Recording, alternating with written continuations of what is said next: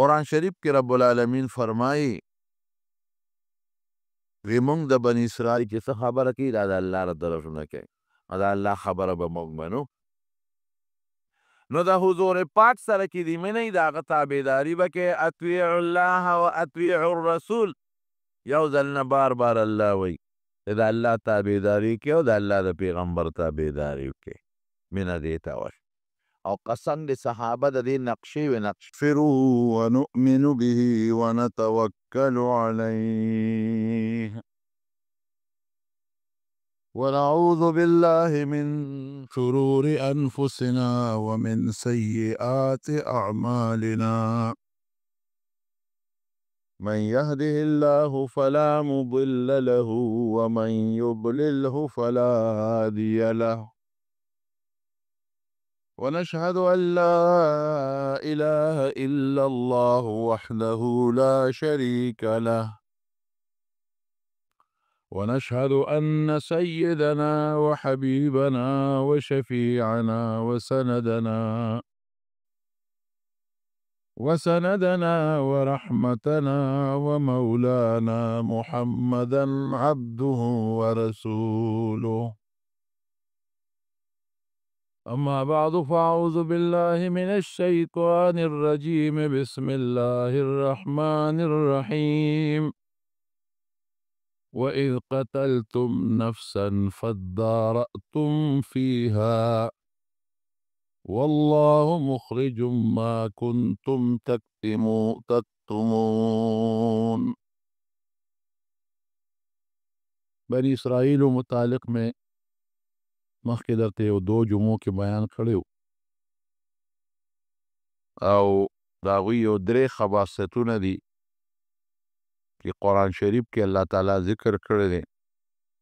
نن د هغې بیان درته کوم ما درته ویلو چې بني اسرائیل د یعقوب علیه السلام اولاد دی او الله پکې ډېر پیغمبران رالیږلي دي خو د ټولو نه د بني اسرائیلو دپاره چې کوم لوی پیغمبر او د نبی علیه السلام نه پس به د هغه لوی امت جنت ته داخلیږي هغه حضرت موسی علیه السلام دی نبی کریم صلی الله علیه وسلم فرمایي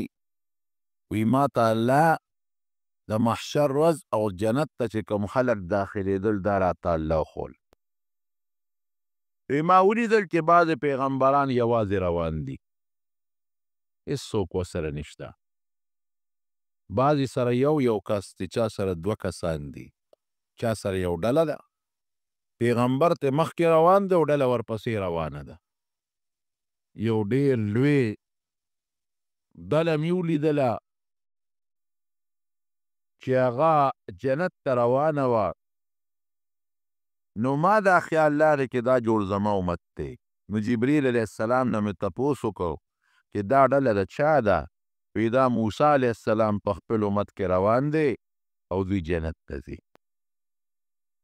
وی بیا مې یو ډېره غټه ډوله ولیدله سد الافق کې دا ټوله د اسمان غاړه یې ډکه کړې وه وی ما ته جبریل علیه السلام ووی چې دا ستا امت دی او د ټولو نه په زیات تعداد کې به ستا امت الله جنت ته داخلی دې نه معلومه دا شوه چې د موسی علیه السلام د امت نه به هم یو لوی حصه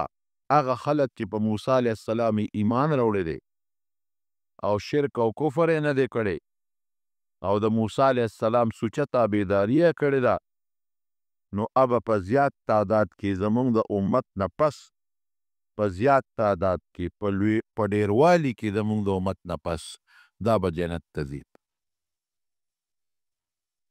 خو ناکرده دي خلکو ډېرې کړي دي او داسې حرکتونه یې کړي دي چې د هغې مثال به هم تاسو پیدا نه کړئ دومره خطرناک خباستونه یې کړي دي لکه یو خباست د هغوی چې رب العالمین په قرآن شریف کې ذکر کړی دی هغه دا دی دوی کې یو سړی او مورخین مې نوم لیکلی دی عامیل د هغه یو وروارو د دې عامي لورې غوښتله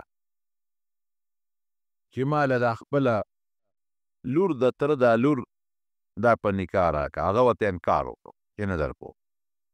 دا د انسان خوښه ده، چا له لور ورکوي او چا له یې نه ورکوي. هر انسان سره د خپل اولاد فکري، د بل ورسره فکري. بعضې وخت یو سړی خوښي، یو ځای یې خوښي، ماحول داسې وي چې هغه برابر ني، نو دې کې څه جنجال نه دی پکار، خو بهر کیف هغه هلک جنجالي و. هغه تره ته په زړه کې واچوله چې ما له خو دې تره دا لور رانکړه او هر وخت چې به نو زه به دې نه پرېږدم، دې به وجنم. وخت پکې تیر شو، سازش او سکیم یې ورته جوړ کړه. دا ترې چې ته ځنګل ته تللی و، دې به پسې لاړ او په هغه ځنګل کې یې مړ کړه. روارې لګي شو، ترې مړ کړه. په داسې طریقه باندې مړ کړه چې هر څوک ته خبر نه شو، پته ونه لګېدله. او بیا ترې مړ کړه او چورلټ بیا چونکې دی ترو، نو بیا منډې یې والې د ما تره چا وژلی دی؟ د دې بدل بالغ پرېږدم نه. کله په یو دعوه، کله په بله دعوه. خبره دې ته ورسېدله چې شکونه پکې زیات شو او دوی خو 12 قومه وو. ما تاسو ته مخکې ویلو چې 12 قومه دي، 12 یې چینې دي. نو یو قوم په یو دعوه کوي، یو بل قوم په بل دعوه کوي. دې ته خطره ورسېدله چې ممکن ده د قومونو په منځ کې جنګ جوړ شي او د موسی علیه السلام امت دا په لوی اختلاف کې پرېوځي. ځکه دا ټول یو ځای په وادي تیه کې اوسېدل. هغه صحرا کم چې صحرا د بحر قلزم نه دوی پورې وتل او د هغې یو طرف شام سره لګېدلی دی، بیت المقدس علاقې سره، او وادي سینا چې کوم کوهي تور دی بل طرف یې هغې سره لګېدلی دی. لویه دشته ده، لوی بیابان دی. دا هغه وخت دی چې موسی علیه السلام او هارون علیه السلام د خپل امت سره په دې دشت و بیابان کې دیره دي. من او سلوا وله راځي، ما درته مخکې جمعه کې ویلي او سورې پې وریځ کوي، جامې یې نه زړېږي. الله پرې احسان کړو، نه به یې جامې خیرنېدلې او نه به یې جامې زړېدلې. هېڅ قسمه دا مسله پکې نه وه.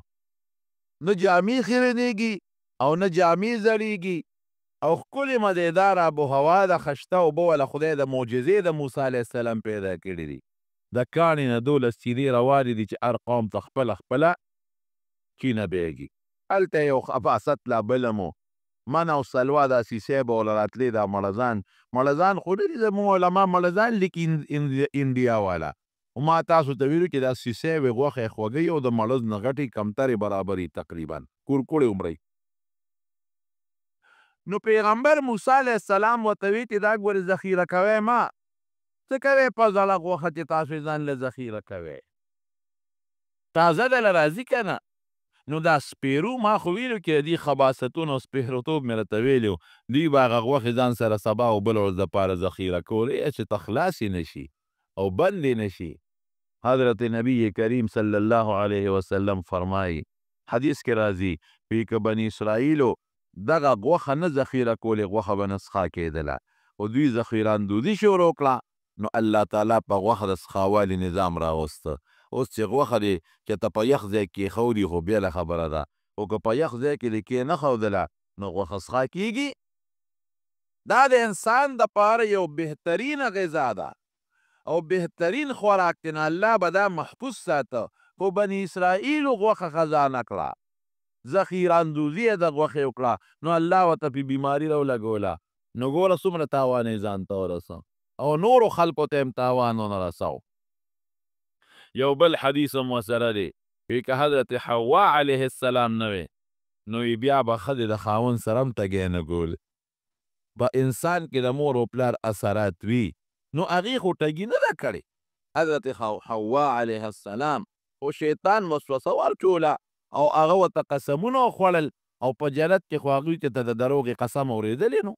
چې په دروغه به ملا څوک قسم خوري. نو ګمان یې پرې وکړو، نو آدم علیه السلام ته یې ویل چې دې بوټي له به ګوتې یوسو، دا د همیشوالي بوټي دی، همیشه به یو. د خدای هغه خبره ته یېره شوه دې قسمونو سره. خو بیا هم د آدم علیه السلام د بوټي د ګوتو وروړو ذریعه حضرت حوا علیه السلام ولګېدل.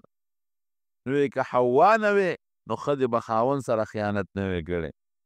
او که چرتې بني اسرائیل نه وی او دا غوښه یې نه وي خزانه کړې خوندي کړې نو غوښه به نسخه کېدله دی بل خباثت و بهر کې قومونه دي نو د دې قومونو یو بل سره او وادي تیغ دي ټول په یو ځای دیره دي په یو میدان کې پراته دي یو بل سره یو ځای پراته دي خیمو کې پراته دي میدان کې پراته دي نو جګړه جوړه شوه چا وی دا سړی تا وجلی دی هغه وی نه دا د هغې قوم سړي وجلی دی ممکن و چې د دواړو قومونو په منځ کې پکې لوی اختلاف راغلی وي قرآن شریف کې الله وی قتلتم نفسا دغه د مدینې یهودیانو ته وی ستاسو مشرانو یو نفس مړ که یو سړی مړ که په خپلې سړی مړ که فدارأتم فیها او بیا پکې یو بل سره اختلاف جوړ کړو مدم په خپله کو بیا هم په بل وراړو هغه وجلی دی او ده وجلی دی او ده وجلی دی لیکن پرېښودی مې چې ته الله یې والله مخرج ما کنتم تکتمون تاسو چې کوم شی پټو الله یې ما ښکاره کوو لکې دا رالل لکې خو الله خبرې چی حضرت موسی علیه السلام له رالل صاحب زمونږه سړی مړ دی مونږ له قاتل لا پیدا کا زه ته له څنګ پیدا کړم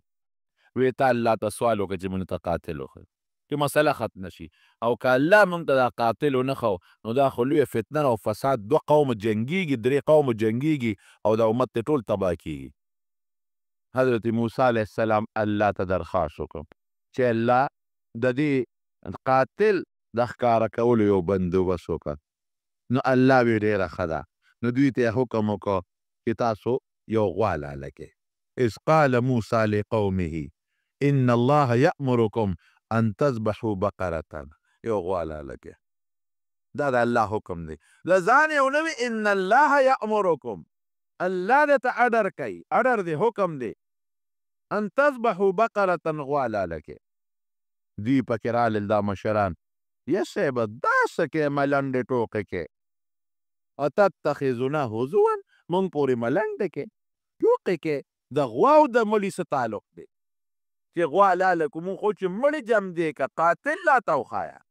په یو طریقه مو قاتل نو د غوا او د قاتل د خولو څه فایده ده او د دې څه نسبت دی چې ته مونږ ته وایې چې غوا لاله کا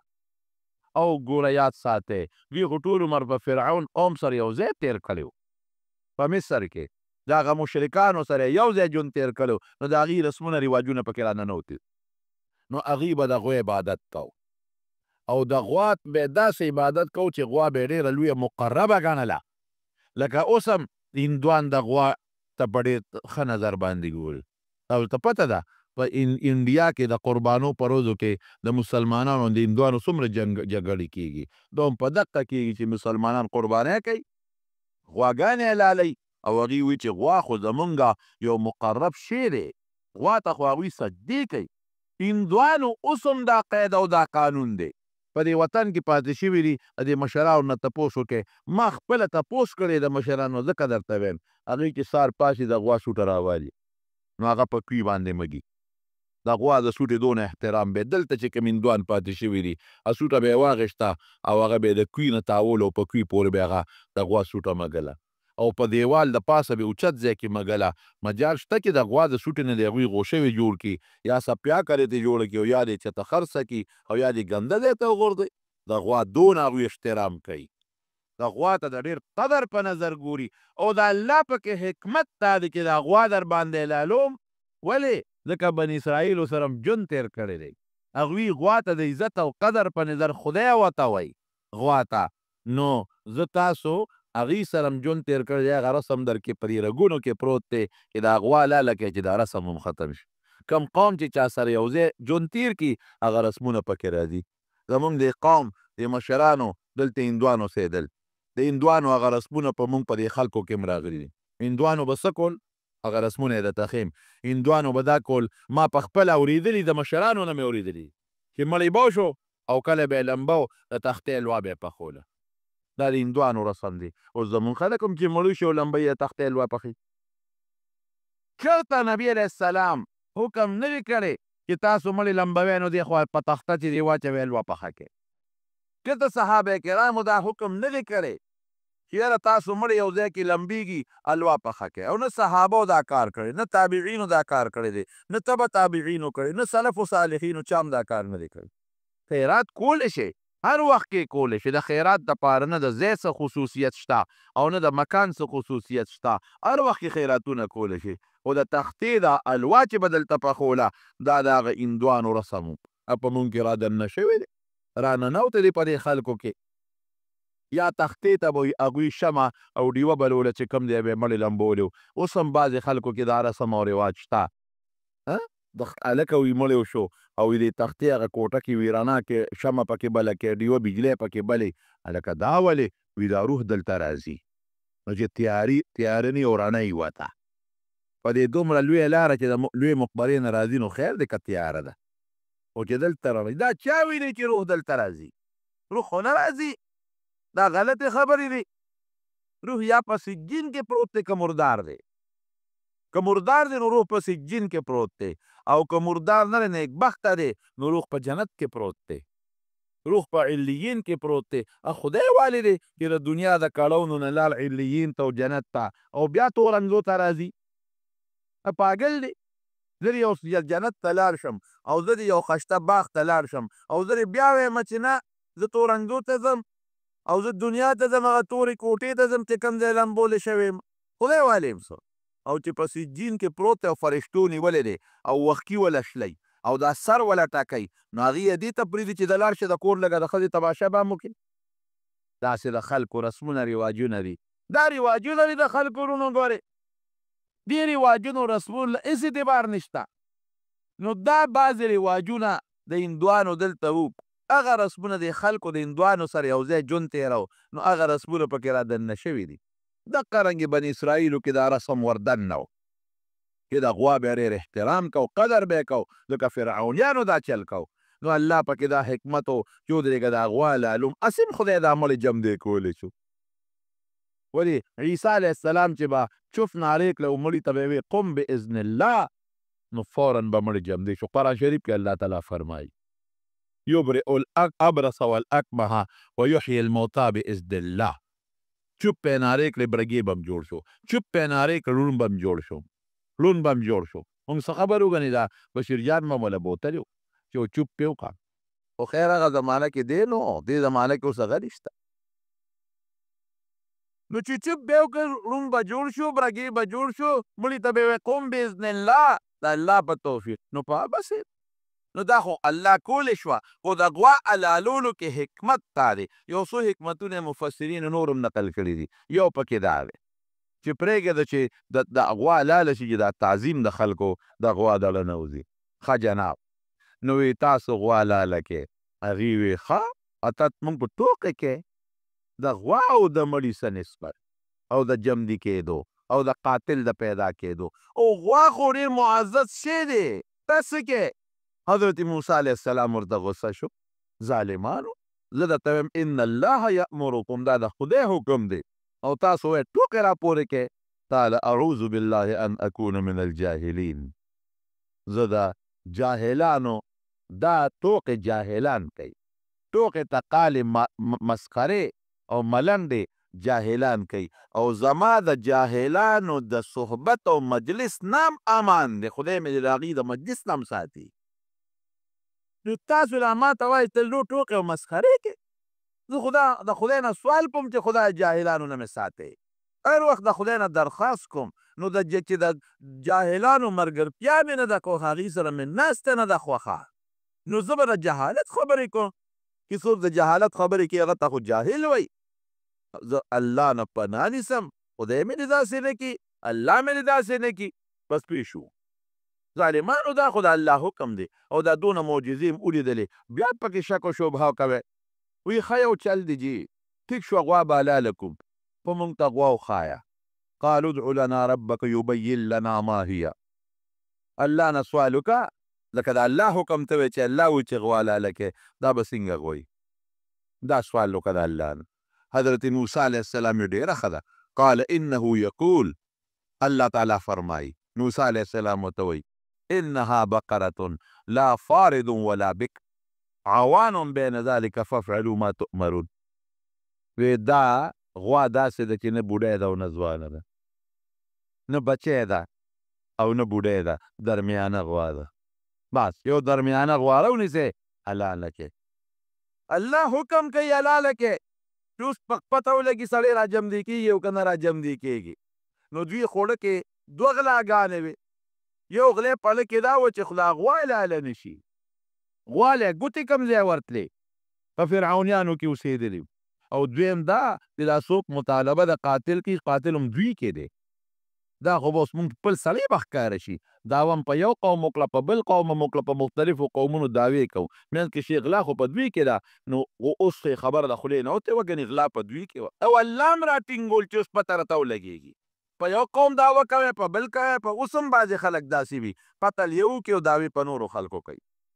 نو تاسو په خلکو دعوې کوئ نو غله کې غلا وه چې غلا خو په مونږ کې ده او دویمه دا چې غوا به څنګه حلالو نو بانې یې جوړولې. نو بیا وله رالل موسی علیه السلام ته چې ادعو د الله نه سوال وکړه د پروردګار نه ما لونها چې دا غوا رنګ راته وښی چې رنګ به یې څنګه. نو موسی علیه السلام ورته بیا د الله نه حکم کوي قال انه یقول انها بقرة صفراء فاقع لونها تسر الناظرین. دا داسې غوا ده چې تکه زیړه ده. زه زیړه غوا به ورسره پیدا کړي پته به راته ولګي. توره پیدا کېږي سپینه پیدا کېږي برګی هم پیدا کېږي خړه هم پیدا کېږي او دا زیړه به څنګه پیدا کېږي او داسې زیړه نه فاقع لونها شوخه زیړه پیکه زیړه هم شوخه زیړه شوخه چې پوره زیړه یو پیکه زیړه به یې ښه نه لکه دا بادامي کلر شو مثلا او یو شوخه زیړه به او داسې شوخه زیړه به هم نه چې هغه رنګ خلکو ته بدې ښکاري. تسر الناظرین چې سړی ورته ګوري نو سړی به ورته خوشحالي خو ډېره ښه شته غوا ده یاره دا چې زما وې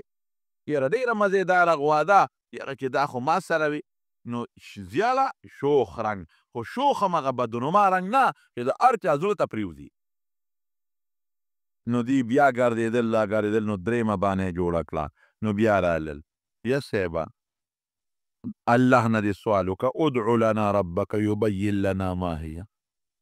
ان البقره تشابه علینا وانا ان شاء الله لمهتدون. وی صاحب دا شعر باندې ګډوډ شو مونږ ته پوره لږ بیان وکړه چې دا به څنګه ووایي او که خدای ته منظور نو دا غوا به پیدا کېږي دا کار به کوو. نبی کریم صلی الله علیه وسلم فرمایل حضور پاک د قرآن شریف شرحه کوي حضور پاک مبارک فرمایي وی که دوی ته لومبیا د غوا حکم وشو چې غوا حلاله کړي وی که هره غوی رانیولې وه حلالولی نو دوی کار پې کېده هره یوه یې کې رانیوله او ځان باندې په خپله خبره سخته کړه او په دې دویمه خبره کې که انشاءالله نه وې ویلې چې انشاءالله لمهتدون نو تر قیامته پورې به ګرځېدل او غوا به یې نه پیدا کړې. دې نه دوه خبرې معلومې شروع وګورئ محض قصې مه اورئ مسایل پکې زده کړئ. یو خبره خو دې دا معلومه شوه چې د پیغمبر په خبره کې به نکته چینی نه کوې چونو چې را به نه کې بس چې پیغمبر درته حکم وکوې ښه فورا عمل کوه. یو عالم درته یو مسله بیان کړه بس فورا عمل کوه چونو چې را به نه کې. یو عالم درته وایي هلکه پلار دې مړ شو د زوی دومره کېږي او د لور دومره کېږي او د ښځې دومره کېږي چونو چې را به نه کې چې دا ولې دا دومره ولې ده او دا دومره ولې ده او دا شی دا دومره ولې دی او دا شی دا دومره ولې دی دا قصې پسې به نه کوې ځکه پیغمبر چې خبره کوي د چا کوي د الله کوي او الله له ستا نه لویه پویه ده او د پیغمبر پویه هم ستا نه زیاته ده او عالمان چې درته کومې خبرې کوي دا د خدای او د رسول کوي د ځان یې درته نه کوي او که شت دې پې دونه ورته ویلی شي چې یاره استاد جي دا خبره د خدای د رسول ده او که د ځانه دې راته کړې ده دا دومره په یو طریقه دې تپوس وکړه نو یو خو دې دا معلومه شوه چې د پیغمبر په خبرو کې او دارنګې د پیغمبر چې خبرې درته څوک کوي عالمان هغې کې به چونو چې را نه کوې ټس ټوس به پکې نه کوې بس خبره به منې یو دا معلومه شوه. دې کې به راته د نبي حضرت ابو هریره رضی الله عنه حدیث دی په بخاري شریف او په مسلم شریف په دواړو کې شته. نبی علیه السلام مبارک یو ځل د حج خبره وکړه چې حج کوې یو صحابي دی حضرت اقرع ابن حابس رضی الله عنه هغه فورا پاسید وی افی کل عام یا رسول الله هر کال کې به حج کوو په یو ځل به یې کوو. نو نبی علیه السلام خاموشه شو لږه غصه وله ورله او خاموشه شو. نو بیا فرمایل وی ولو قلت نعم وی که د خولې نه مې دا ورته وي چې هر کال به کوې لوجبت بیا به هم هر کال در باندې حج واجب او طاقت به هم نشو لرلی. ولې تا تپوس وکړه چې هر کال به حج کوو نو الله به د دوی به سره یو ډېر شوق دی ډېره مینه یې د سره نو د پیغمبر خبره د خدای خبره وما ينطق عن الهوى ان هو الا وحي يوحى پیغمبر چې کومه خبره کوي د ځان خپل خواهش نه کوي الله ورته زړه ته وحی کوي نو فورا به د پیغمبر زړه ته دا وحی راغلی و چې ورته وایي چې وکړه هر کال کوې نو بیا به هم طاقت نشو لرلی بس و چې زه راته یو خبره وکړم عمل پې کوې که مې درته ویلي چې بار بار کوې نو بار بار کوې که مې درته ویلي چې یو ځل کوې بس حج البیت راغلی دی او دا طالبان پې پیږي سبب یو دی بیت الله د حج سبب دی هغه په یو دی یو هغه دوه نه دي درې نه دي نو یو ځل فرض او د مونځ هغې کې اقیمو راغی معنا بار بار کوئ او ان الصلاة کانت علی المؤمنین کتابا موقوتا هغې کې وقت راغلی دی او وختونه د مانځه بار بار راځي نو بار بار وکړې خبره خلاصه شوه نو چې ما درته ویلې وي چې او نو هر کال به د باندې بیا فرض و نو چې د کومې خبرې د تپوس ضرورت نی ولې بار بار تپوسونه کوئ یو ځل نبی علیه السلام مبارک ناست و یو سړي تپوس وکړ جواب یې ورکړ داسې تپوسونه شروع شو چې هغه مناسب تپوسونه نی په عربۍ کې دې ته اغلوطات وایي دا منع ده ګورئ نهى رسول الله صلی الله علیه وسلم عن الاغلوطات نبی علیه السلام د داسې تپوسونو نه منع کړی چې ته پې سړی غلطی د پښتو معنا مې درته وکړه بل پې غلطی لکه اوس بس یو سړی به تپوس وکړي هلکه داسې پیغمبر داسې ښځه کمه ده داسې ښځه کمه ده چې یو مور یې په یو پیغمبر وادي او خور یې په بل پیغمبر وادي او لور یې په بل پیغمبر وادي دا بس او دا په خپله په بل پیغمبر وادي دا په یو پیغمبر ده خور یې په بل پیغمبر ده مور یې په بل پیغمبر ده لور یې په بل پیغمبر ده دا به څوک وي داسې ښځه نو ما ورته ویې زه درنه یو تپوس کوم مې داسې ښځه به څوک وي چې لور یې په یو پیغمبر وي مور یې په بل پیغمبر وادي خور یې په بل پیغمبر وادي دا په بل پیغمبر وادي او نیا په بل پیغمبر وادي او د نیا یې په بل پیغمبر وادي او د نیا خور یې په بل پیغمبر وادي او نوسی په بل پیغمبر وادي وی چې دا دې راته څه ووایي نو مې تاسو ووایي دا د عقیدې خبره ده یو تپوس د عقیدې وي نو وکړه هلکه وایي د ابراهیم علیه السلام د مور څه نوم دی ما وی ستا د نیکه د مور څه نوم دی ما ته خو پته نه لګي نو ما تا ته د خپل نیکه د مور پته نه لګي چې د سره په درېیمه پیړۍ کې تېره ده نو هغه څونه زره کاله مخکې تېر شوي ځکه څه خبرې ما ته یې څه پته لګي بل ورځ وایي چې ابراهیم علیه السلام کوم پټکې په سر کړی څو ګزه او پلنسو نه او رنګي سینګ نه او په کومه کده یې جوړ زه به درته څه وایم بیا دا پزول خدای ته پزول سوالونه وایي بل ورځ به بل تپوس وکړي نوح علیه السلام کوم ځای قبر دی د لوط علیه السلام قبر کوم ځای کې دی د ایوب علیه السلام قبر کوم ځای کې دی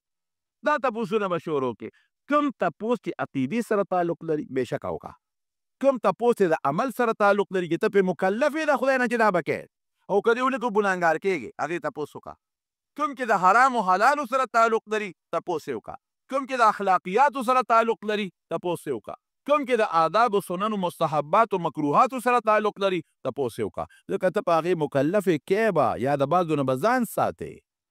او د دې خبرې څه فایده ده د دې اوس به دلته بیا وی یاره جي هغه غوا چې حلاله شوه چې هغه غوښې چا وخوړئ هغه غوښې چا وخوړئ سرمن په چا خرڅه شوه هغه سر یې چا وخوړه او هغه جبه یې چا وخوړه او مازغه چا وخوړه نو زه هلته موجود هم کې درته ووایم زه خو هلته نه وم دا سوالونه چې دي دې ته اغلوطات وایي د دې نه نبي کریم صلی الله علیه وسلم منع کړې ده دا موبایل والا اکثر دا قصې کوي هغې پکې خپل مقصد وي هغې پې دا میسیجونه یو بل ته لیږي نو او دا هغې پرې چې دا موبایل زیات استعمالیږي زمونږ خلک هم دا تپوسونه کوي قطعا که چا هم نه داسې قسمه تپوس وکړو جواب به نه ورکوي وایي دا وروره سوال هم ګناه ده او جواب هم ګناه ده په زول یو نه تپوس وخت ضایع کوي د دې په ځای دا تپوس وکړه مانځه کې څو فرض دي دا تپوس وکړه قومه فرض ده که واجب ده جلسه فرض ده که واجب ده جنازه به په کومه طریقه کوم یاره سړی به خوشحاله شي دا صاحب خو د ګیرې مسله کې خوشحاله ساتي خو د دنیا مسله کې دې چې ته خوشحاله ساتلی ده او که نه یوازې په ګیره کې دې خوشحاله ساتلی ده نبی علیه السلام فرمایي حدیث کې راځي لا طاعة لمخلوق فی معصیة الخالق دې سره به ستا ډېرې خبرې حل شي یو خوا د الله تعالی او بل خوا د مخلوق دوه خبرې رالې نه کې یو کمانډر صاحب پوهېږه که نه وایي سار اکثر اودې ما او قرآن شریف کې رب العالمین فرمایي هغه صحابي ته به بعضې خلکو لږ غلط نسبت کو وی من ابي وی ابوک حذیفه وی ستا پلار کې دی هغه حذیفه دی نو نبی علیه السلام مبارک چې رنګ بدلېده او وی شا بیا نن تپوس کوی ما نه تپوس وکړې رنګ یې بدلېده حضرت عمر چې د نبی علیه السلام مبارک رنګ ته وکتل هغه چې دا خو غصه شو مونږ خو وی چې ګنې خوشحالېږي په تپوسونو هغه خو پرې غصه شو او رنګ یې بدل شو نو بخاري کې راځي فبرکه عمر علی رکبتیه په دې کونډو د پاسه کېناسته کونډې لکه التحیاتو شکل کې کړه او کېناسته او فورا رضیت بالله ربا رضینا بالله ربا وبالاسلام دینا وبمحمد صلی الله علیه وسلم نبیا ورسولا الله ګورې مونږ ټول په دې راضي یو چې الله هم رب دی ټول په دې راضي یو چې نبی علیه السلام مبارک زمونږ پیغمبر دی او ټول په دې راضي یو چې اسلام زمونږ دین دی او نعوذ بالله من غضب الله وغضب رسوله د خدای او د رسول د غصې نه امان غواړو چې دی یو ځل نه بار بار دا خبرې کوي نو د حضور پاک غصه سړه شوه ګوره دا تپوسونه بې ځایه څه لکوي چې څوک مې پلار دی او چې مثلا حدیث کې راځي الولد للفراش وللعاهر الحجر چې څوک د چا مور د چا په نکاح کې د پلار یو مغه دی نور ډنډې مه لټوه تاسو ته وایم دې کې به بیا نورې ډنډې نه لټوئ تپوسونه به زیاتي پکې نه کوئ تاسو ته وایم نو بنیادي خبره ده چې داسې تپوسونه به نه کوئ یا ایها الذین آمنوا لا تسألوا عن اشیاء ان تبد لکم تسؤکم داسې تپوسونه به پیغمبر نه کوئ چې درته جواب درکړي او بیا پې خپې داسې جواب درکړي چې دا مرکان دې مات شي بیا به څه کوې نو علما وایي دا یوازې پیغمبر سره تعلق نه لري علماو سره هم د دې تعلق دی چې د پیغمبر په مسلک هم درته ناست دی هغه نه به هم داسې تپوس نه کوې چې که داسې جواب درکړي چې بیا پې ته خپې نو په خلاصه دا ده چې غلوطات داسې تپوسونه چې عقیدې عمل سنت آداب و مستحب و مکروه سره تعلق نی چې تا باندې کم شی لازم دی یا پتا دا لازم دی چې ځان ته ساته او هغې نه بغیر زیاتي تپوسونه به نه کوې دا منه دي منه نه په میسیجونو کې چا دا تپوسونه کوه او که چا میسیج ولیږه ختموه درې دا بې ضرورت او فضول خبرې دي نو دین فضول سوالونه شروع کړل بني اسرائیلو نو دې نه څه معلومه شوه یو به د پیغمبر نه فضول سوالونه نه کوي یو خو دا معلومه شوه نو حضور پاک وایي که هر هغوی رانیولې وی لالته الا ان یشاء الله هر کار چې کې انشاءالله ورسره وایاست دا کار به سبا درته کوم د خدای منظور وي ځکه دا کارونه خو الله درته کوي ځکه خبرې خو درته الله راچوي نو انشاءالله به وایه انشاءالله دې ونه وي دا وحې مې درته ځکه لیک کړله نو دویم کې دا چې کم کارم کې په انشاءالله هلکه سبا به زما دا کار کې حاجي بالکل به کوم څه پته لګي مړ شي خپې دې شلی شي کار ونه شي په انشاءالله کوم به انشاءالله څه که الله ته خوښه شي الله ته منظور شي نو انشاءالله ورسره وایي نو دویم ته کې پکې دا ادب شو نو ورته څه وایي وی ښه داسې غوا خو مونږ صاحب انشاءالله کوي نو قال یقول انها بقرة دا داسې غوا ده لا ذلول تثير الحرث لا ذلول تثير الارض ولا تسقي الحرث مسلمة لا شية فيها داسې غوا ده چې دا نه جوتی ده جوتی هم نه ده چې ارټ پې ګرځي او یا پې څوک یوې کوي او بار چې دی بار هم پې نه وړي بار هم پې نه دی وړ شوی او لا شیته فیها لا شیته دوه معنی دي داغ هم پې نشته تکه زیړه ده او لا شیته عیب هم پکې نشته بیمار هم نه ده پوره روغه ده ټک ټوک نه کوي ټوخیږي نه طبق مبق به نه والې ټوخیږي به هم نه اوهو شی اوس به درته پته ولګي چې دا غوښت را پیدا کړي داسې غوا چې نه ځوانه ده نه بوډۍ ده تکه زیاله ده مزېداره خشته زیاله شوخه او دا دریم شرط د هغې نه هم سخت شو خطرناک شو کمبختو خو یو غوا راوټسې کن دا دریمه پکې د هغې نه سخت شو چې دا به نه پټې ارک تاوی او نه به تسقي الحرث او نه به ځمکه شلی نه به پې کار شوي جوتي به نی کار به پې نه شوی دی او لا شیته فیها داغ به پکې نه ظاهر یو نه باطن دی نو هره غوا چې زیاله به هم پیدا کړي خو پخپه خو به یې چې یو تور داغ یې کړي یو سپین خو به پکې وي، شونډه کې خو به یې داغ وي که نه، غوږ کې خو به یې داغ نه وي، غوټې به هم پکې وي. هغې څه وایي قالوا الآن جئت بالحق دی. اوس دې نه په درېیمه خبره کولی نه شي. که درېیمه خبره کوي ورته به وایي چې ښه دومره انچ اوچته یي او دومره پټه پلنه یي، بیا به ورسره څه کوې؟ بیا خو یې بلکل نشي په هلاک کولی. او دومره پلنه یي او غوږونه یې دومره اوږده یي او شونډه یې دومره اوږده یي، قصه ورته ګرانېده، بس پوه شو صیبه، بس رښتیا خبره دې وکړه. رښتیا دا نه چې ګنې دوی ته د غیب علم و یا دوی ته څه دغه و، نه جي بس چې زمونږ کوم مقصد و هغې سره دې برابر خبره وکړه، حق د واقعې سره مطابقت. زمونږ چې کوم مقصد و چې غوا راته معلومه شي، نو بس تا راته ټول اوصاف ذکر کړل او انشاءالله چې پیدا کوو یې ګرځېدل په غوا پسې. دا غوا به اوس کوم ځای پیدا کوي. نو په یو سړی و په دا بني اسرائیلو کې ډېر زیات نیک سړی و. هغه چې کله مړ کېده نو یو ماشوم بچی ترې پاتې شو او یو غوا به بچی غوندې سخی و، غریبانه. نو ده دا غوا بوته د غوا دا بچی دا سخی راپوټېنی او ځنګل کې یې پرېښودله. او چې ځنګل کې کله پرېښودله نو اعلان یې وکړ، وی یا الله دا بچی ما تا ته وسپارله، زما یو بچی دی او چې کله هغه زلمی شي هغه به دلته راځي، الله دا به وله ورکوي، دا په تا سپارلی امانت. زه دې بره دې پورته علاقو ته یو ځل تللی وم، نو هلته کې ما ته چا وویل هلکه دا ځنګلې غرونه او یو دی دا هلته خپل خپل غرونه یو خپل خپل ځنګل دی. نو ما ته یقین وکړه یو سړي وي موږ بعضې څاروي په دې کې پرېښي چې دا اوچ څاروي یا بچي نه راکوزوو، بس هغه دې کې سري په خپله پکې لویږي. وی داسې څاروي هم پکې شته چې هغه هلته بچی غټه شوي هم ده او لنګه شوي هم ده او بچي هم شوي دي په دې ځنګلونو کې، چې کله مو ضرورت شي ورپسې لاړ شو بیا راکوز کړو. نو ځنګل کې دا بچی پرېښود او پاللی او سپارله. نو چې مړ کېده نو ښځې ته وایي چې دا بچی دی کله بالغ شو نو دغه ځنګل ته به یې ولېږي. نو ما الله سره یو امانت ایښودی، ور عقیده خو عجیبه ده که نه، یقین محکم. الله سره مې یو امانت ایښودی دی، نو دی به الله ته آواز وکړي او داسې به وایي ای د ابراهیم ربه، ای د یعقوب ربه، ای د ابراهیم ربه، ای د اسحاق علیه السلام ربه او ای د یعقوب علیه السلام ربه، زما پلار تا سره یو بچی د غوا امانت ایښودی نو مال یې راکړه، الله به یې ورکړي. نو هغه هلک لاړ، نو مقصې یې واسطې بالغ شو، اواز یې وکړ، نو غوا وله راله،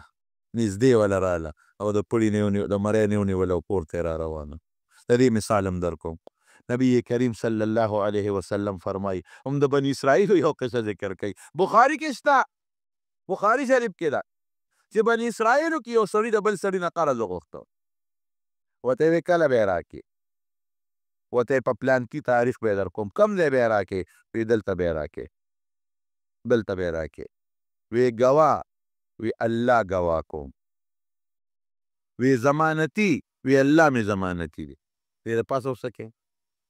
د پاکستان مسلمان نو ښه او هغه بني اسرائیلو پکې خباستونه هم ډېر دي خو قسم دی اوس دې مسلمان خو چې د مسلمان پیسه د خېټې لاندې کړه بس وي دا مې د مور پی دي. ګواه راکوي ګواه الله دی، ضمانتي راکه وی ضمانتي مې الله دی، او په پلانکې روز به دې ځای کې دله در کوم په پلانکي تاریخ په پلانکي ټیم وی زه در مې کړې، خدای دې ګواه که خدای دې ضامن که نو پاتې پکې څه جو پیسې ورکړو. اوس چې پیسې ورکړې اتفاق ته ګوره حضور پاک فرمایي په هغه ورځ سیلاب راغی، باران وشو سیلاب راغی، او چې کوم ځای ورته خولی و نو هغه ځای کې اوبه بهېږي اوس بره په غرونو باران شوی دی خوړ راغلی دی اوبه له اوبه دي. دا سړی لاړ یاره وله ځمه که چېرته هغه ملګري په کښتۍ کې را پورې وځي او ما له خپل شی راکړي نیټه مې پوره ده، او یا که ما کښتۍ ومونته نو زه به ور پورې وځم خپل حق به ترې والم. هغه سړي څه سوچ کړی دی چې ما خو الله ګواه کړی دی او ما خو الله ضمانت کې ورکړی دی نو د خدای سره خیانت خو نشم کولی. نو هغه یو لرګی راواغېسته، اوس د کښتۍ شته چې پرې راشي او نه دې ورتلی شي، لرګي یې راواغېسته هغه یې دننه سورې کړ او هغه پیسې یا قرض یې راواغېسته او په هغه لرګي کې دننه ور بند یې کړلې، لرګی یې پرې ډک کړ او د پاسه یې ورپسې لرګي بل ور ټک وه چې څوک چاته پته ونه لګېږي، او هغه لرګي یې راواغېست د دریاب غاړې له راغی او د دریاب په دغه غاړه کې اوبو ته راوویسته. الله وی ته مې ګواه کړې، ګوره اوس یقین دې ته وایي الله ته مې ضمانت کې ورکړې، دین مې پوره دی روز مې پوره دی او سړي نشته اوبه راغلي دي، نو خدای ما په دریاب ور وغورځولی هغه خپل حقدار ته یې ور ورسېد. او لکې وایي که دا ور ونه رسېدې او اوبو یوړې نو نورې به ورکو، د هغه حق په دې نه خلاصوم نورې به ورکړم چې بیا اوبه کیني، معذور یم، خو یاره به دا یو چل کوم. دریاب کې لرګی ور وغورځو. نو دی راغی غریب اوس پر یې غاړه ګرځي چې کشتی راشي چې ورشم او یا کار راغی چې ما له خپل حق راوړي. ماښامې شو هېڅ خود مې ونه کړ. دی کې ګوري یو لرګی دی غاړې ته راغی. لرګی یې اوچت کړ چې دا خشاک خو به کور ته یوسم که نه، خشاک به یوسم کور. نو خو قرضدار یې ماله راغی نو اوبه وچې شوې. نو چې کور ته لاړ او لرګی یې کور وغورځو، خو ورته مال دې راوړه، ویل ښځې خول راغلی و. او سړی خو ما ونه لید، ده کشتی وه چې زه پوهېږم نه راغی. نو ده دا لرګي مې راوړه د خشاکه چې خور کینې بیا به ورشم. تبرګې راواغی خو چې لرګي یې ټس ورکړه، پیسې پکې لاندې راووتې او مقه لرګي خدای را رسول. بخاري شریف کې نبي علیه السلام فرمایي، صحیح حدیث دی، او ورسره کاغذ هم لیکلی پروت دی چې دا پیسې ما درولېږلې، الله مې ضامن کړی دی، الله مې ګواه کړی دی او درو مې لېږلی، الله به یې در رسوي. چې هغه صاحب که لرګي مات که پکې ټولې پیسې را در ووتله. الله والا رسول. بیا چې خول ختم شو هغه سړی راغی، نورې پیسې راوړې، نورې وی تا له خو ما یو شی را لېږلی رسېدلي خو به ني، وی رسېدلي دي ستا ختم. وی ښه که ني دا یې نورې مې درته راوړ، مجبور وم. نو چې په الله د اعتماد وکړه درته بیا را رسوي. بهر کیف هغه غویه راونیوله، کور ته یې را روانه کړه. مور ته یې وښوله، غوا غټه ده خشتت زیړ رنګ یې دی. هم هغه صفتونه دي پکې چې بني اسرائیلو ته الله کوم صفتونه ښولي دي. مور یې دا به خرڅه کړو، بچې خرڅه کړه، خو چې چا باندې خرڅی تپوس په ما نه کوې ګورې. چې څنګه لاړل او سړي ورته وي یو فرشته وله د انسان په شکل کې راغله. ورته یې وي د غوا خرڅی؟ وي یو په څو؟ وی ته څه راکې؟ وی زه خو دومره روپۍ در کوم. وی ښځه ټیک ته خو مور سره سلا کوم. وی مور سره سلا مه کوه، د دې نه زیاتې در کوم. وی نه مور سره به سلا کوم. وی مه کوه دې نه زیاتې در کوم. یاره چې مور سره مې سلا نه کړې نو نه خرڅو. واپس لاړ. اوس دا سړی دومره نیک دی، د مور تابعدار دی. د مور داسې تابعدار دی چې څه به یې ګټل درې ځایه کول به یو ځای به یې په ځان لګولې، یو به یې په مور لګولې، یو به یې خیرات کولې. دا د مور د دعا برکت دی. اوس مور ورته لپې لپې دواګانې کوي چې سهار وځي بچي ته دعا کوي، او چې ماښام راځي نو د خپل بچي ته دعا کوي. د مور په دعا کې وروڼو دوه فایدې دي. ګورئ، یو فایده پکې دا ده چې عمر به دې خدای زیاتوي، هېڅ مور ته څوک چاته دعا کوي. او دویمه فایده پکې څه ده؟ مال به دې زیاتېږي. دا مسله یاد ساته. عمر او مال به دې دواړه زیاتېږي چې مور سره ښېګړه کوې او د مور خیال ساتې. او چې څوک د مور خیال نه ساتي عمر به هم کمیږي، مال به هم کمیږي. بلکې بعضې علماو لیکلي چې څوک د مور پلان نه آق شو آق، وی اوو پشتو پورې به مال مخکې وي او دی به ورپسې وي، غریب به وي. اوو پیړو پورې به هغه سپېرهتوب د په اولاد کې چلېږي. دومره خطرناکه خبره ده. نو ده به د مور خدمت کوو. نو چې مور ته یې مورې او سړي خو دونه پیسې را کړي، مې سلا به کوم زیاتې کړې راته، مې سلا به کوم نورې زیاتې کړې. بچې داسې معلومیږي لکه دا غوا د ډېرو پیسو ده. ورشه به بیا منډی ته بوځه، خو ګورې ما تپوس ته بغیر به نه خرڅې. هلته بیا ورته خلک اخر په ډبل پیسې ورکول. وی نه مور نه به تپوس کوم، درې ورځې بوتلو پیسې به زیاتېدلې. وی مور نه به تپوس کوم. سړی ورته وایي وی داسې کای زه فرشته یم او دا غوا خرڅه نه کې، دا به په هغه چا خرڅی چې د دې سرمن دله د سرو زرو نه ډکږي. په هغه چا به خرڅی د سرو زرو نه به ډکوي. او غم یې مه کوه، دا پیسې به ته میلاوي، د سرو زرو نه به یې دله ډکوي. تا د مور خدمت کړی دی، مور درته لپې لپې دعاګانې کوي.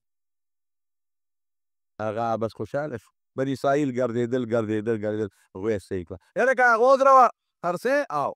چې آخر ناوله نه یو ښځه پورې وکتله، هغه صفتونه پکې دي. الله مو بخښه، جومات کې زمونږ کار روان دی او مهرباني وکړئ تعاون پکې وکړئ. مونږ به را شټرنګ شروع کړی، تاسو ته به کتلي شټرنګ شروع شوی دی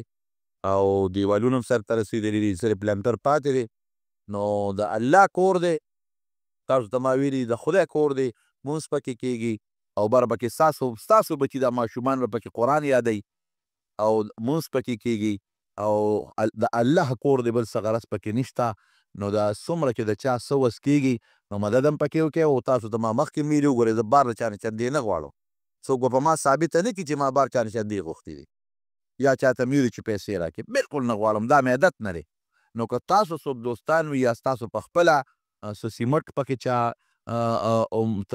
وکړله یا سیخ پکې چا وکړه یا د شټرنګ پیسې پکې راځي یا نور څه پکې چا څه وس کېږي نو دا خپله یا خپلو دوستانو ته چې دا جومات الله تعالی په خیر تکمیل ته ورسوي ځکه زمونږ خلک د جمع ډېر زیات شوی دی نو نه دی ګیلان دی او بره دیوالونه هم دي او دغه نه چت پې نه دی اچولی شوی نو سورې به مې په اوړي کې باد باران نه به محفوظ وي د الله کور دی وروڼو ګورئ د لوی رب کور دی نه زما کور دی نه د کندي د چا کور دی دا د الله جومات دی او د الله کور دی خدای به یې جوړوي انشاءالله العزیز ځکه زمونږ خاص مقصد پکې دا دی چې د مونځګزارو ته لږ اسانتیا راشي د میلمنو ته اسانتیا راشي نو مهرباني وکړئ په خپل هم پکې تعاون وکړئ او خپلو دوستانو ته مو ووایئ او چې دې کې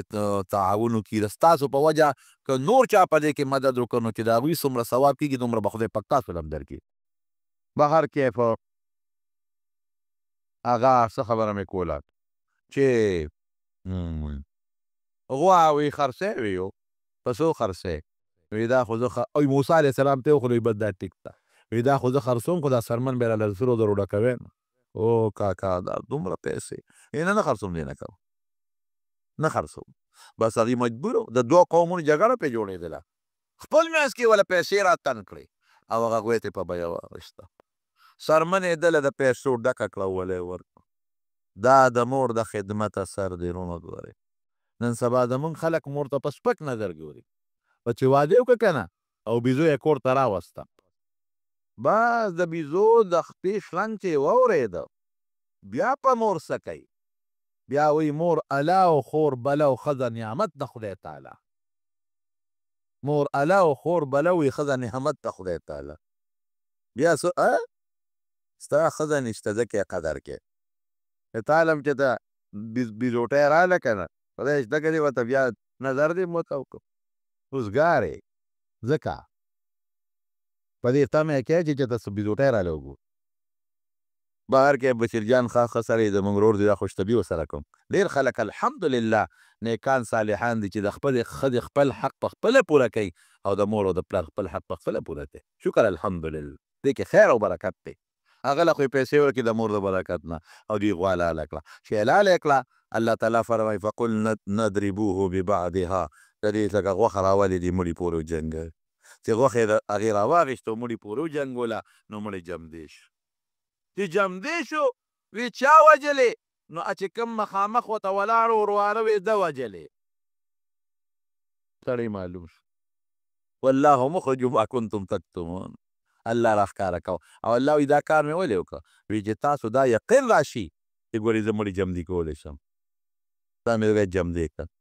یو پکې دا حکمت چې مړي جمدي کړل د غوا هغه تقدس هم دله نه ختم شو او قاتل هم پیدا شو او دوی له سزا هم ورکړی شو چې پیغمبر پورې ملنډې کوي او بار بار تپوسونه کوي کله چې پیسې د نه زیاتې لاړې شي او هلته هغه سړي د مور خدمت کوو نو هغه ته د هغې بدل هم میلاو شو او بل چې په الله دې کم شي وسپاره نو الله به یې درکوي دا ډېرې خبرې د دې نه معلومې شو دا د بني اسرائیلو یو خباست یو دوه خباستونه یې نور هم شته خو وخت خلاص شو یو ټکې به وویم صرف یو حضرت موسی علیه السلام ډېر حیاناک و دومره حیاناک و نبی کریم صلی الله علیه وسلم فرمایي حیاناک و او پردناک و ډېر زیات نور خلک خو دومره حیاناک ني او هر پیغمبر کې حیا ده او حدیث کې راځي الحیاء نصف الایمان حیا د ایمان نیمه ده ګورئ او بې حیا سړی د خدای دشمن دی اذا لم تستحیي فاصنع ما شئت وی چې حیا د کینې چې څه د خوښۍ بیا کوه حیا ډېر لوی شی دی جناب مور نه به حیا کې پلار نه به حیا کې مشر نه به حیا کې ښځې نه به خاوند د پیغمبر علیه السلام د حیا یو خبره درته وکړم لکه یو فوټې مناسبه خو نه ده خو درته یې ویل حضرت عایشه صدیقه رضی الله تعالی عنها فرمایي وی حضور پاک کې څومره حیا وه وی دومره حیا پکې وه چې یو پیغله جینۍ چې واده شوي ني د هغې نه پکې زیاته حیا وه کومه جینۍ چې پیغله ده واده شوې نه ده او پړونه کې بنده ده دا هم وایي چې په خپله بورقه کې پټی بار نی وتې د هغې نه پکې زیاته حیا وه او یو ټکې به پکې بل هم ویم بې ادبي دی معافي وی ما رأیت منه ولا رأى مني وی ما د نبی علیه السلام مخصوص اندام نه دی لیدلی او وی رسول الله مبارک زما مخصوص اندام نه دی لیدلی دومره حیا وه په حضور پاک کې. نو پیغمبر کې خو حیا وي ډېره زیاته. نو موسی علیه السلام چې به لمبل چې د پټ ځای کې به یې لمبل، او چې هلته به یې پټ هم لمبل نو ځان نه به یې څادر تاو کړو چې ما څوک ونه ویني. نو دې خبیثانو ته ګوره، دې په الزام ولګو، وی دا د په اندامونو کې بیماري ده، وي ځکه پټ لامبل. ای پیغمبر باندې د الزام لګول، شرمېدل، حیا پکې نشته، خدای نه هم نه یارېدل، په پیغمبر الزام لګول. اوس دا په علماو په نیکانو خلک الزامونه نه لګوي، دغه مثال دی. قسم دی که دې زمانه کې پیغمبران مې دې خلکو په هغې الزامونه لګولو. دا ګوره ته دا حقیقت دی، شل نقطې پکې نه نو بس څلور ګوتې ځان ته رامراته وکړي، هغې ته نه ګوري، یو بل ته نیسي. بهر کیف څه وایي؟ وی دا د ده په مخصوص اندام کې بیماري ده. وی دا ځکه موږ سره یو ځای نه لامبي، دي خو بربڼ یو بل سره یو ځای لامبي او موږ نه ځکه پردې کوي. یا خدای پاک، هلکه دا خو دا چل دی، ده کې دا عیب دی او دا څنګه چل دی. سره دی چې څونه معجزې ولیدلې او څومره څیزونه یې په دې خپلو سترګو لیدل، باره تر هغې بیان ټول کړی. نو الله وی ورکه دا عیب وله ښکاره کوم. یو ځل یې لمبل، جامې یې په یو کاڼي کېښودله. نو چې کله د لامبل نه بخاري شریف کې حدیث راځي، نو چې د هغې نه فارغ شو او کله یې جامې اغوستلې، نو کاڼی تاویږي، منډې وایي او جامې پرې د پاسه دي، منډې وایي، کاڼی تاویږي، جامې پرې د پاسه پرتې دي او منډې وایي. او دې ورپسې اوس په غوسه کې را روان دي، کونټۍ ورسره ده، صوبي یا حجر، صوبي یا حجر، صوبي یا حجر، جامې راکړه کاڼیه، ودرېږه، جامې دې رانه یوړې. کاڼی نیغ لاړ او د بني اسرائیلو په یو ډله کې ودرېده. چې هغې ورته وکتل، اوهو دا خو اندامونو نه ده چې دننه باطن ډېر پاک دی، ډېر صفا دی، دکې هېڅ غلطي نشته. او هغه فوراً موسی علیه السلام جامې راواخېستې، دننه یې تاو کړې او په کاڼي باندې په کونټۍ غزارونه شروع کړل. نبی کریم صلی الله علیه وسلم فرمایي، وی والله، وی قسم په الله چې ان بالحجر لندبا من ضرب موسی، د موسی علیه السلام د وهلو نه په کاڼي کې اثرات پیدا شو، کرښې په کاڼي کې پیدا شو. حالانکې په کونټۍ په کرښې کې کاڼه نه پیدا کېږي، خو کونټۍ وه، د الله له طرف نه میلاو شوې ده او د موسی علیه السلام معجزه شوه، اثرات پکې په هغه کې پیدا شو. نو دا الزام هم په پیغمبر. او هارون علیه السلام په ځنګل کې مړ وفات شوی، وی دا موسی علیه السلام وجلی دی، دا الزام یې پرې لګول. نو دا الزامات دی پرې لګول او رب العالمین به د هغې صفایه راوستلې. دی ناکردی دی د یهودیانو او د بني اسرائیلو. دغه رنګې زموږ نبی کریم صلی الله علیه وسلم ته څومره تکلیفات رسولي دي. نو یو خبره د ناکردو بل هم ده، وخت ختم دی، به انشاءالله کوشش وکړم چې آینده جمعه کې درته بیان. دعا وکړئ الله ته زموږ د راضي شو. خدای موږ د پیغمبر او د خدای د خلاف نه وساتې، الله د دین د دشمنو نه مو ساتې. الله زموږ که څوک مریضان دي روغ صحتونه نصیب کړي، که څوک مردگان دي زموږ دلته کې، تېره جمعه خو زه نه ومه، عذر او زموږ د محمد حسین حاجي صاحب ټبر وفات شو، هغې ته دعا وکړئ چې رب العالمین مغفرت نصیب کړي او الله تعالی د آخرت لوی سفر د خوشحالو کړي او بیماری تیره کړې د غریبې، الله یې د هغې اجر په قبر کې نصیب کړي. نور څومره مردگان وفات دی، الله دې ټولو مغفرت نصیب کړي. او واقع کې طالبانو ډېر خدمت کړی او ډېر ښه بنیادم و، خدای دې وبخي. څومره مریضان دی الله ټول له شفا ورکړي، قرضداران د قرضونو نه خلاص کړي، چې چاته پریشانۍ د جمعې مبارکه روز د خدایه پریشانۍ ته لرې کړي او په خوشحالو باندې بدلې کړي. او د جومات د چت هم دعا وکړئ الله دې په خیر تکمیل ته ورسوي. کوم مسلمانان چې پکې د مال او د بدن مدد کوي او تعاون کوي، الله هغوی له د هغې اجرونه ورکوي، برکتونه ورکوي او زموږ دا جومات الله په مانځه باندې او په دین باندې او د قرآن شریف په درسونو باندې آباد کړي. اخر وخت کې به خدای دا کلمه نصیب کړي چې لا اله الا الله.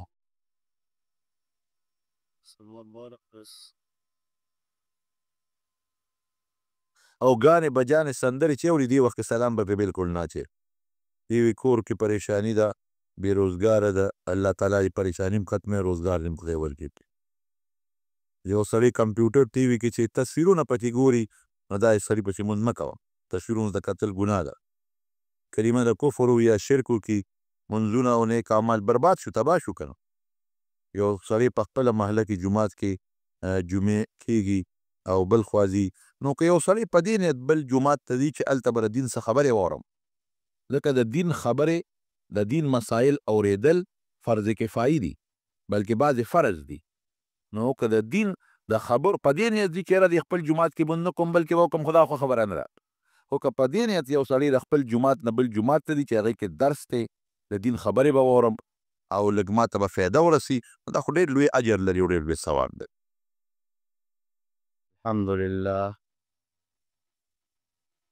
الحمد لله نحمده ونستعينه ونستغفره ونؤمن به ونتوكل عليه ونعوذ بالله من شرور أنفسنا ومن سيئات أعمالنا من يهده الله فلا مضل له ومن يضلله فلا هادي له ونشهد أن لا إله إلا الله وحده لا شريك له ونشهد أن سيدنا وحبيبنا وشفيعنا وسندنا ورحمتنا ومولانا محمدا عبده ورسوله